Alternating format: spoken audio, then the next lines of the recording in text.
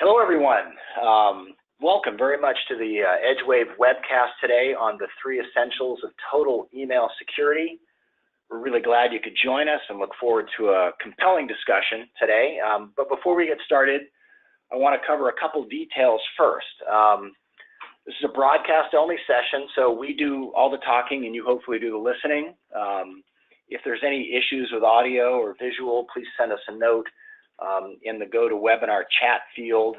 We also encourage that you submit questions, via the GoToWebinar question field, and at the end of the broadcast, we're going to do our best to circle back and answer some of those questions, and any ones that we can't get to, we'll follow up with you individually. And also after the session, we'll send you a link to the recording so you can access that when you need to, okay? So without further preface, I think let's jump right in. So my name is Tom Beck. I'm the VP of Marketing here at EdgeWave, and really quickly before we dive in, I just want to outline who we are. EdgeWave is intently focused on the email security space. We've worked with thousands of companies over the past few years on helping secure their inboxes, and that's really the context that we want to have this conversation with today. As Farmers Insurance likes to say, we know a thing or two because we've seen a thing or two, and you'll be in the business for a while, so we understand what's happening and want to give you that perspective. And speaking of someone who knows a thing or two, I'd like to introduce John Randall, who's our VP of Product Management, and I'm leaning on John today to help drive this discussion. So John, maybe take a moment and tell us about yourself. Perfect, and thanks for that introduction, Tom. So yeah, my name is John Randall, and I've been in the security and technology space for going on 25 years now. Done a number of different elements within our market, everything from starting in training. I've been a director of IT, so implemented a number of systems. And for the past 10 years or so, I've actually worked for a number of vendors in product management and product marketing. Throughout all of that, though, I have always had a touch at some level or another into email security, from implementing some very early versions of Microsoft Mail, as well as the early versions of Exchange, as well as a lot of the very early email solutions, security solutions that we would, start off with text files. So definitely been in the email security space for a long time and seen a lot of things happen. Yeah, and today, thankfully for us, you're helping drive some of the innovation that we're going to talk about as far as post-delivery and other things in the conversation, so we look forward to that. We get, that phishing and advanced targeted or socially engineered threats are really, disrupting the digital world as we know it today, right? As transformation occurs, it becomes more and more important to be able to combat these things, right? So understanding the types of threats today that people are worried about, talk a little bit about why this is different today, versus it was even just several years ago. Yeah, I think like anything that's happening in security today, the cyber criminals are finding the techniques that work. And so for a number of years, email was used to deliver slightly malicious content, whether it was viruses, potentially a link. But we always go all the way back to even the Nigerian Prince campaigns, which were very easy to detect. But as security has gotten better, the cyber criminals have had to figure out ways to get past new and improved. And what they're finding is that when they want to deliver things like malware and ransomware or take advantage of the business email compromise challenge that we have today, targeted phishing is the way to do it. They're finding techniques and methods that get past the traditional email security gateway and continuing to iterate on those because they're lucrative, there's money to be had, and they're figuring out ways to do that. And we're seeing certainly a lot of that, right, as far as these trends.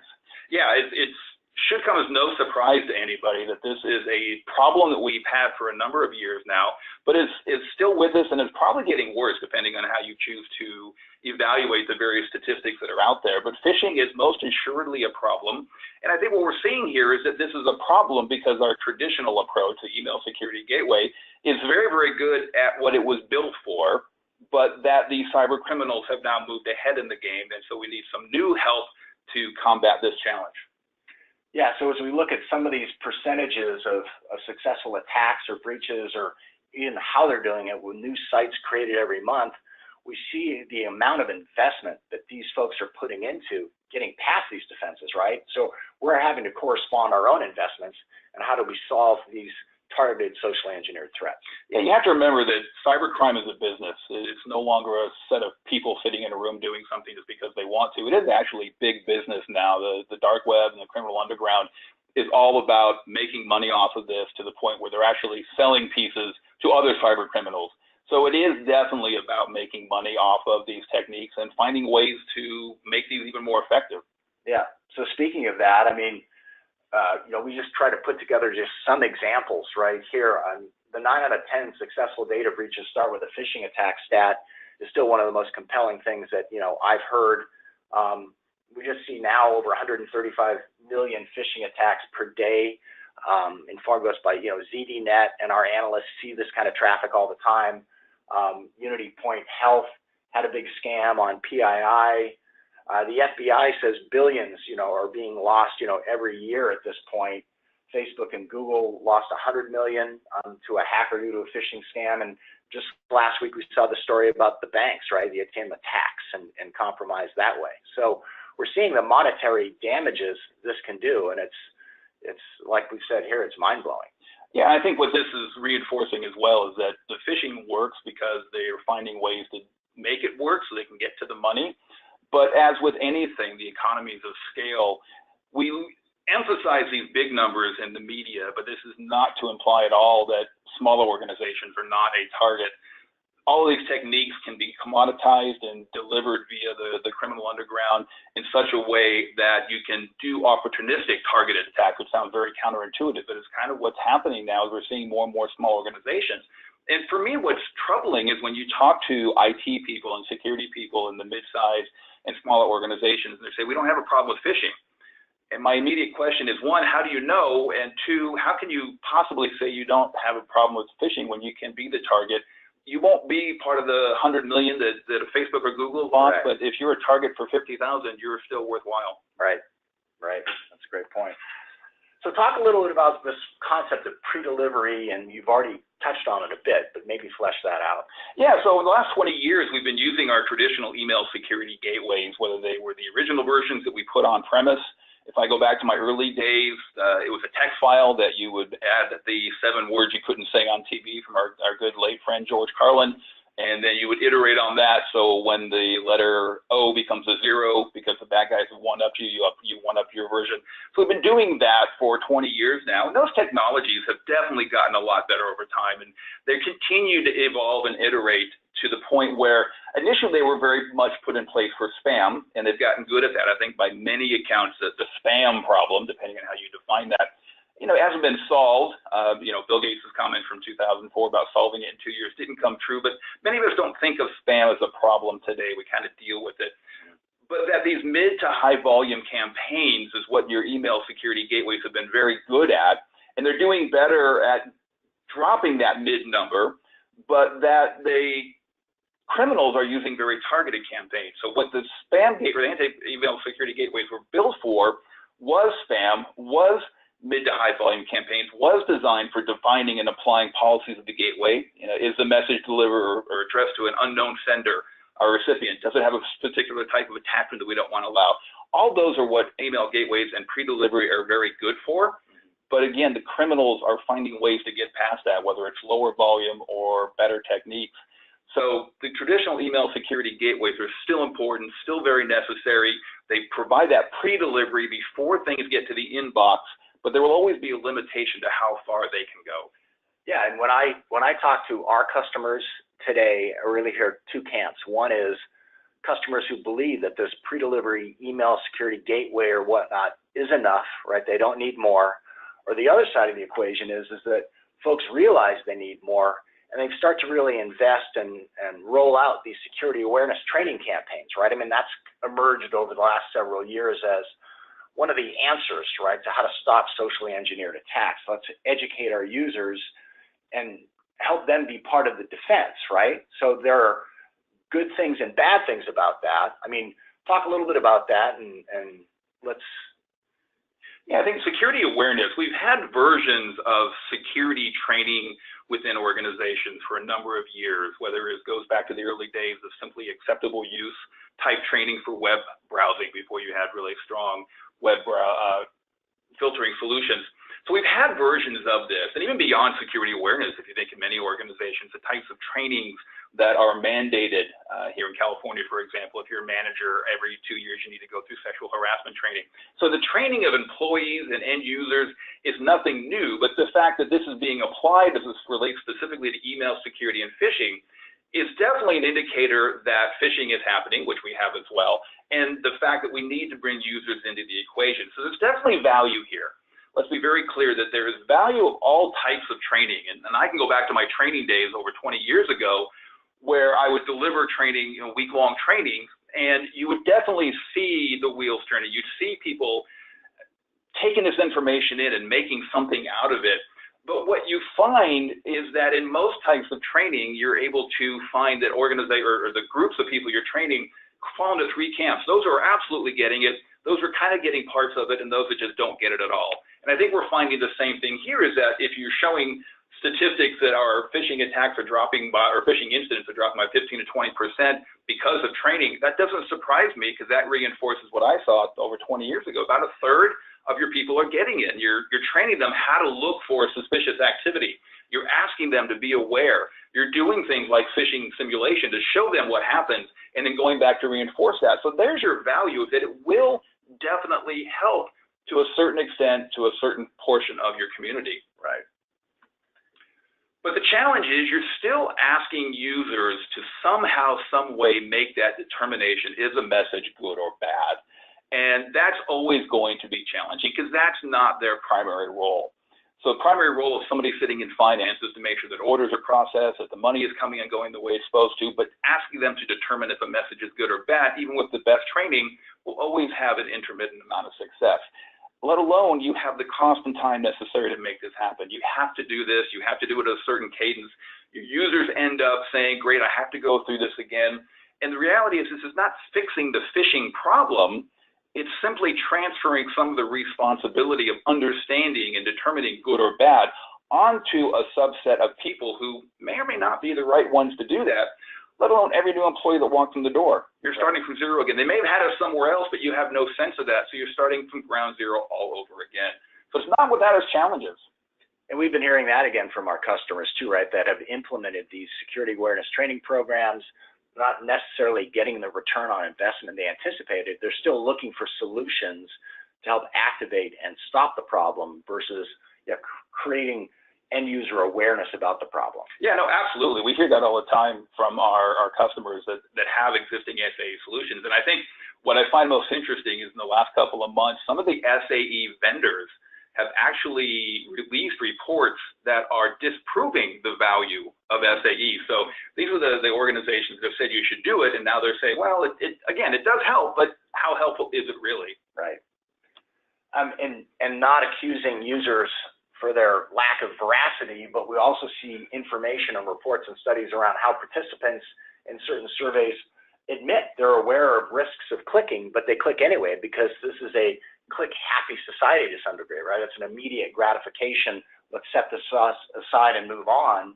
So we see over 3/4 of the people that participated in a survey in a study presented at Black Hat that clicked on things they knew were a risk, and that 50% of those, 1/2 reported that they didn't click the link itself, right? So you're not getting good information in IT as to what your users are doing. Right? I think that training. The reality is today, information overload is just a challenge, whether it's email, whether it's websites. I was talking to a lawyer the other day, and he mentioned he had 15 tabs open in his browser and was having trouble finding anything. I don't believe that's uncommon today, and I think email falls into that. We've talked about inbox overload for a number of years, and you've got things like Microsoft within Outlook trying to create their focus or putting things like clutter in place to deal with that. So we're still getting a huge number of messages every single day. And so the challenge here again is you're asking users to make that determination of is it good or bad in a time and place where they probably have way more to do than they have time to get done. So they're trying to get things done quickly. It's creating this environment where there's more to do, there's more interaction, there's more information, and you're trying to put on top of that, make a good decision. I think it's hard for users to understand what to do here.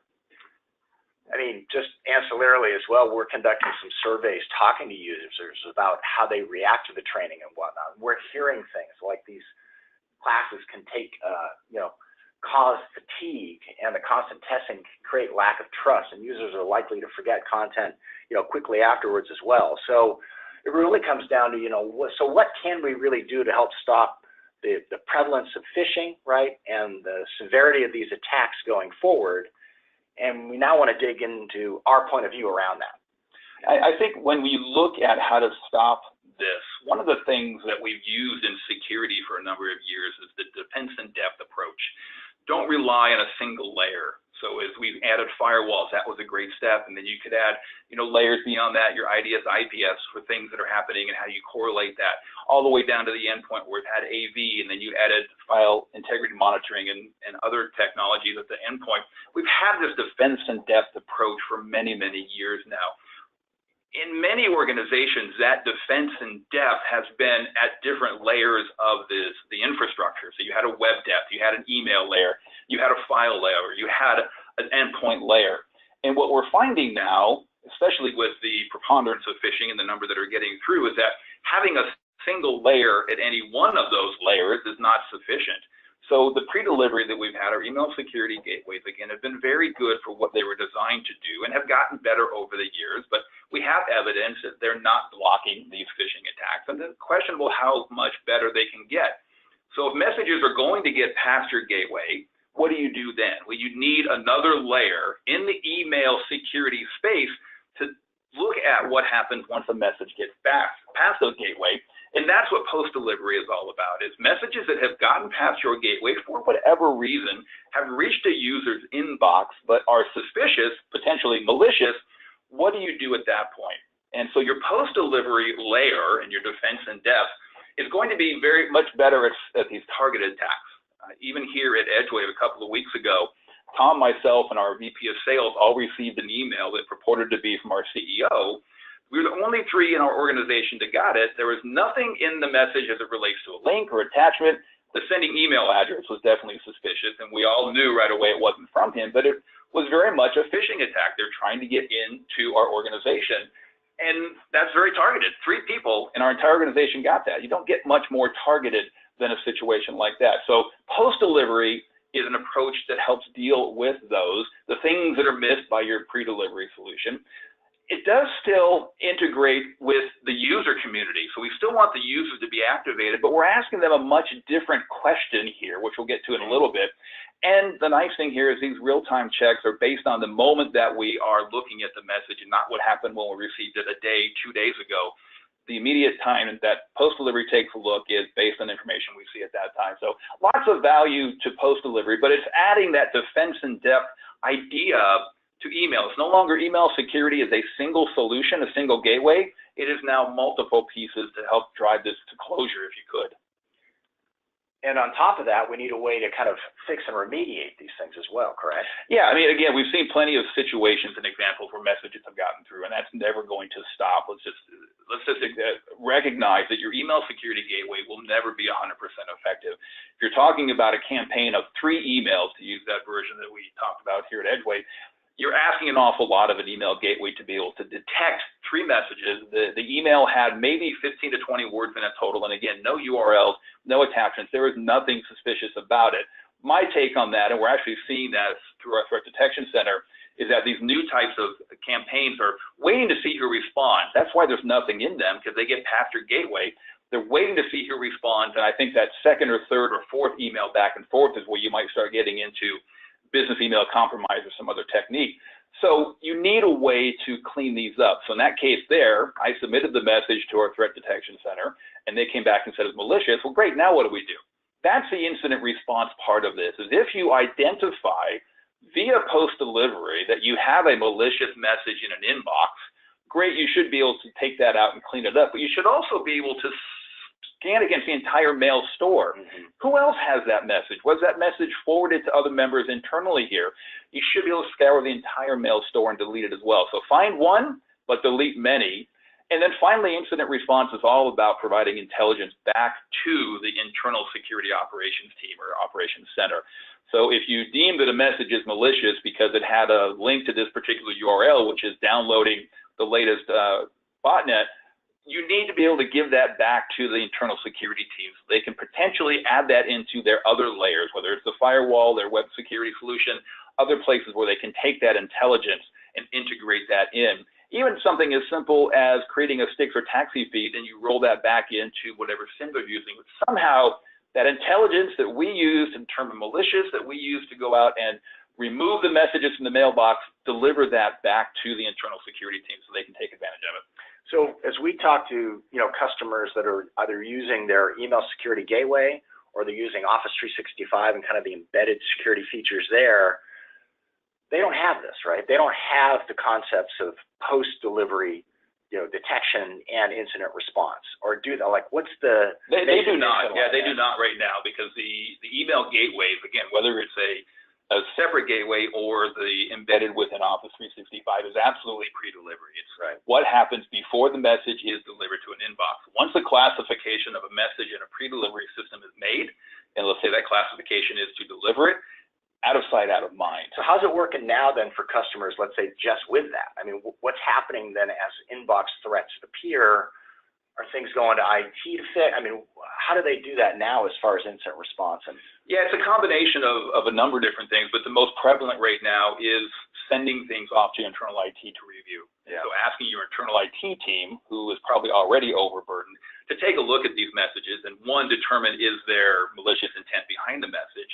And then if the IT team says, yes, there is, then it's up to them to go through and figure out some process through Office 365 or G Suite or whatever other email server they're using to find other versions of that. So absolutely, this is being asked of internal IT, but what we're finding with many organizations that the internal IT team is coming back and saying, one, I either don't have the time, two, I don't have the experience or skills to know how to do this, whether it's determining if the message is good or bad, there's just so much information to deal with, or the skills are pretty fresh, right? I mean, there's lots of new stuff happening every day. We see something new every day. Yeah. And then over the final piece is, how do I then go and find these throughout my mail store to delete these? There's ways to do it, but do they have the skills and the time to do that? Great point. So the whole premise behind this webcast today is really, what are the three essentials that we view, right, are necessary to really deliver the safest inbox as possible, right? So let's talk about our point of view here for a little bit and summarize that, right? So you start with pre-delivery. And again, this is the capability that we've had for over 20 years now. This is your traditional email security gateway. And our ePrism email security gateway very much falls into that and has been around for a number of years. Delivers a lot of the same capabilities that you would expect. It's going to have your AV malware scanning. We do mail reputation. We develop a lot of custom rules. We have a lot of very granular custom policies that can be put in here. I would say from my time here at EdgeWave, and I've been here actually twice now, one of the things that we have always done that's been a little bit different is what we call our human review. And so there's a lot of automation, and we're taking advantage of automation and doing even more and more. But from the very early days of ePrism, we firmly believed that the human element was what really put us over the edge. Automate to the best of your ability, but it's up to a human to really make a final determination on how good all this is. And so our combination of automation, machine learning, and human review started way back at the early days of ePrism.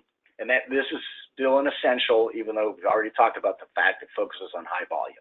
Absolutely. Yeah. You need to start those, because then you lead into post-delivery, which is, again, as we talked about, things that have gotten past your gateway, things that have reached your inbox that might be malicious or at the very least are questionable. And so in the EdgeWave portfolio, we have our threat test solution.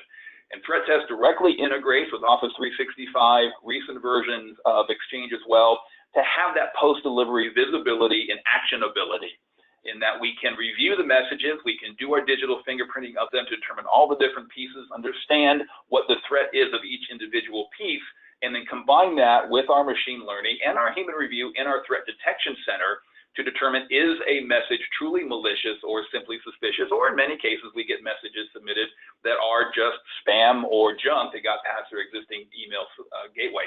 The nice thing about this is, one, it delivers the post-delivery detection that we've been talking about, which is that next layer, but it also integrates with whatever email security solution they have today, because it comes after. We're integrating at the inbox level, not the gateway level. So if you have any of the major vendors in place today for pre-delivery protection, and you think that they're perfectly fine in doing what you want, that's wonderful. because threat test as a post-delivery solution is not impacted by anything you have at the pre-delivery level.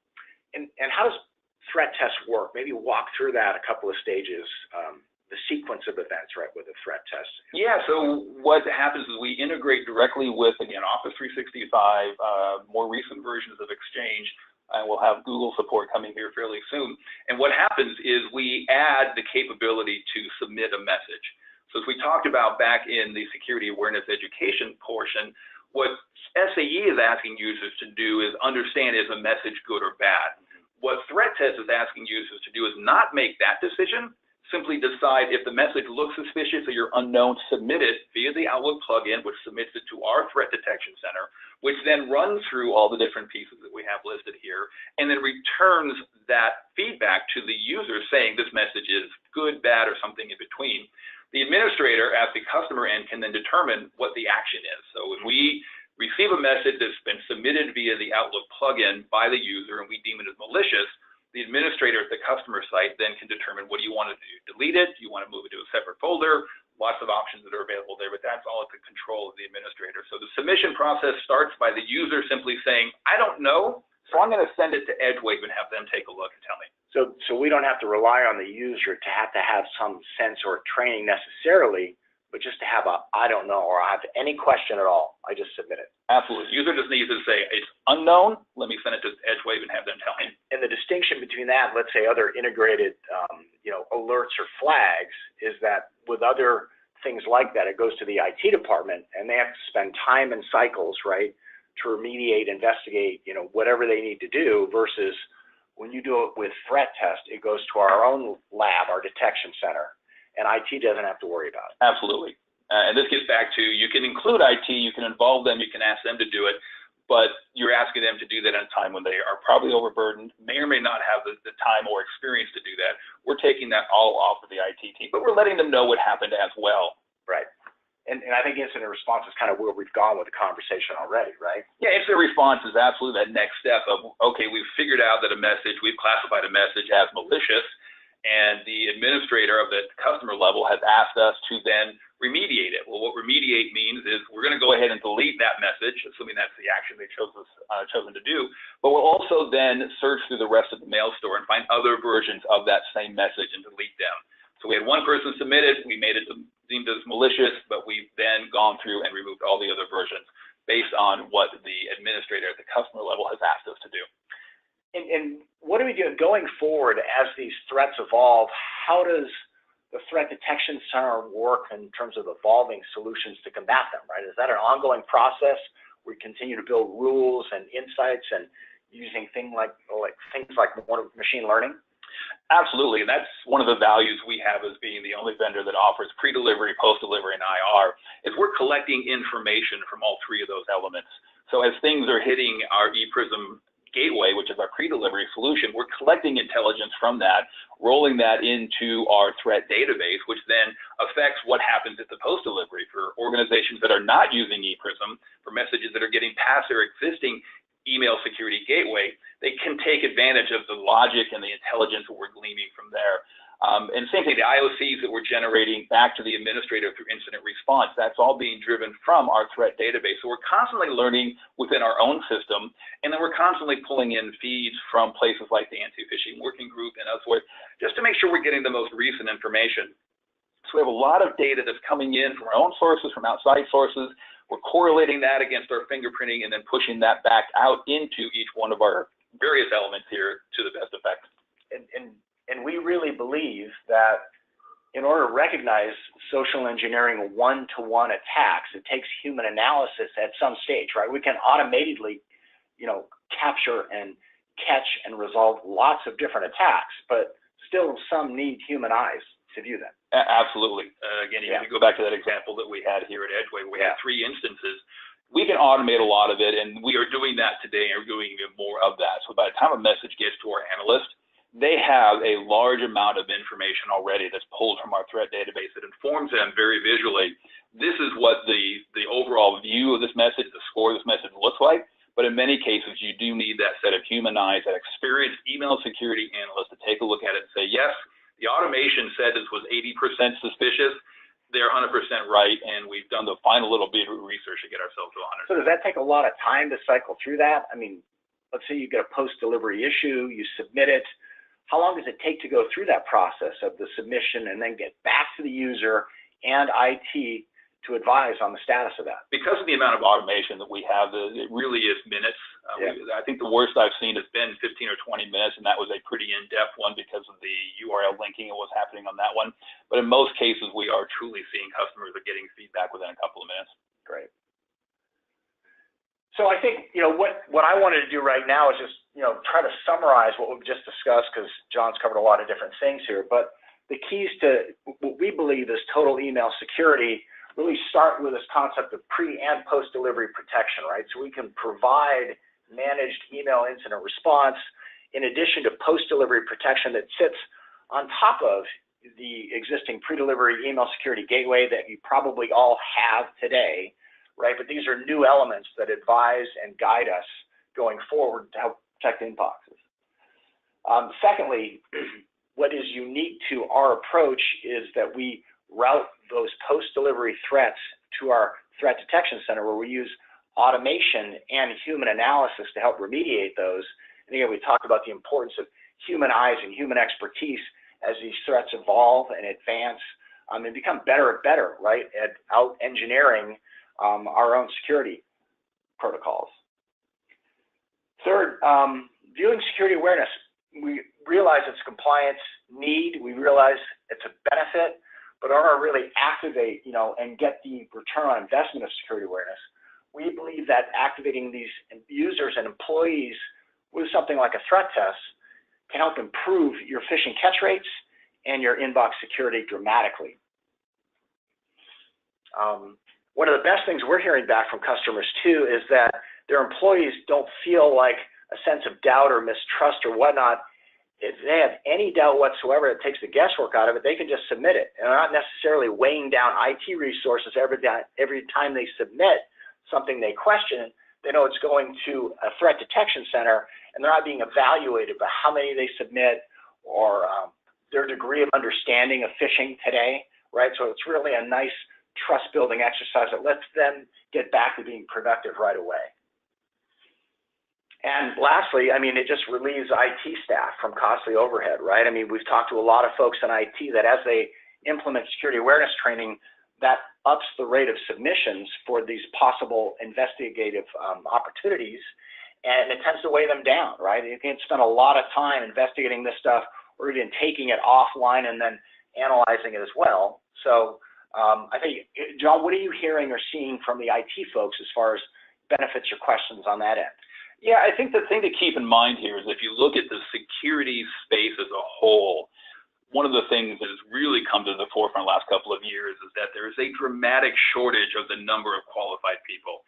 Depending on the report, it's 1, 2, 3 million number users worldwide or open headcount. But this is just reinforcing the reality that you can ask your internal IT team to take care of these, and they might be able to do pretty well at that depending on their skill sets. But is this really where you want them to spend their time, or do they even have the right skills or expertise? So the fact that we believe you need human review is, again, I think that's very unique for us. We do this combination of both. But our human review is email security experts. That's what we do for a living, whereas in many organizations, your IT team, they are wearing many hats. And so do they have the time to be that email expert? That's the fact that the element that we're helping with here with this part of it is there's not enough people. Do you even have the right people? Do they have the right time? We eliminate that piece entirely. Yeah.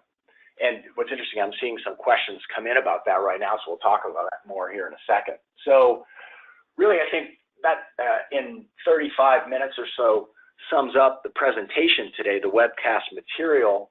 Obviously, we'd love to be able to give you guys more information, on EdgeWave's email security platform and some of the components that John just outlined. So if you'd like to have a demo or talk more, please go to edgewave.com/request-a-demo. You can email me directly as well, and I'll connect you to a specialist. Whatever you need as far as more information or detail on that point of view. I want to cover off on a couple questions. We've seen a series of them come in, but a couple of main ones here. So number one, we have a question, can we put IT in the middle some shops aren't comfortable with sending their messages to a third party without some oversight. So we have had conversations with certain types of businesses and organizations, right, on the visibility of the email. What are our plans going forward, or how can we help handle that today? Can we insert IT in that process earlier or route through IT? Yeah, absolutely. And in fact, we're building that function right now, and it should be out here in the next 4 to 6 weeks. So we'll still have the threat test plug-in button within Outlook, and the user can click on that to submit a message. But what you'll be able to configure as the administrator is, depending on who that person is, who the sender or the submitter is of that message, you can define what we're calling alternate routing. And that routing can be send it to EdgeWave like normal, or send it to this internal email address, whether it's a group or a single user internally here. That person internally there can then review the message through the threat test portal and make their own determination. And or one determination that internal IT person could make is, I can't tell and I need help, and they can then submit it up to EdgeWave as well. So we're actually dealing with all three of those use cases. Submit it to EdgeWave, submit it to internal submits it to EdgeWave, and allowing you to do that based on the submitter's user or group membership. Makes total sense. I got another question here around, does the, post-delivery threat test option submit work, with OWA users? Absolutely. Yeah, we submit it with OWA as well. There's a link within each message that allows you to do that. We actually also support the Outlook iOS and Android client. So even on your mobile devices, if you're using the Microsoft Outlook client, we can take submissions from those as well. Okay. All right. Well, great. Well, John, I really appreciate your time. I know you got to jump on a plane here, and I really appreciate everyone else's time who's on the webcast today. Hopefully you learned something from this, and it's always great to get John's time talking about this in more detail. And keep an eye on EdgeWave for more releases on new products and solutions around anti-phishing and socially engineered attack remediation. So thank you so much. Hopefully we'll talk to you all again soon sometime.